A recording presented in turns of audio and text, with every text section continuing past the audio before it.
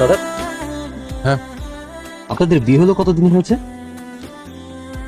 আহ, 2 বছর।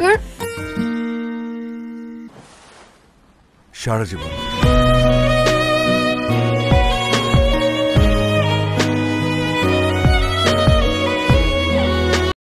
High guys, welcome back to our channel. তোমাদেরকে যে আপডেটটা দেবো সেটা হচ্ছে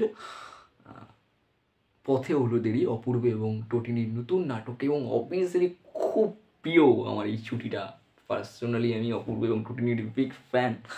অনেকদিন পর বাংলাদেশের নাটক নিয়ে রিভিউ করছি এবং তোমাদের জানো ভালো করেছে বাংলাদেশের নাটক তোমরা কতটা ভালোবাসো, আমিও ভালোবাসি।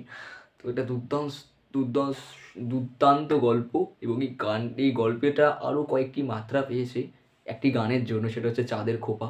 দুর্ধর্ষ গান। আর এই গানের যে লোকেশনগুলো তোমরা দেখতে পাচ্ছ, আমি বাংলাদেশের কয়েকটা জায়গা চিনি না, তবুও আমার মনে হয় একটা ইয়েতে শুরু হয়েছে, তোমার কক্সবাজারে শুটিং করা হয়েছে, রাইট? জানিও তোমরা কিন্তু বাংলাদেশ থেকে যারা দেখছো অবশ্যই যে কোথায় শ্যুট করা হয়েছে।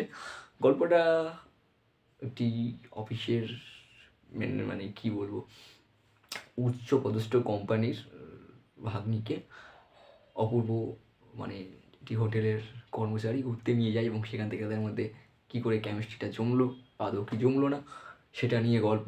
অভিনয়ের কথা যদি বুঝতে থাকি, যে টটিনির লুক কিন্তু দুর্ধর্ষ লেগেছে আমার, এবং এই নাটকটা আমাকে আটকে রেখেছে এর কয়েকটা লোকেশান দেখে। বাংলাদেশের যে এত সুন্দর লোকেশান আছে, বিশেষ করে আমি ভাবতেই পারিনি, এবং অপূর্বর অ্যাক্টিং সুদর্শ।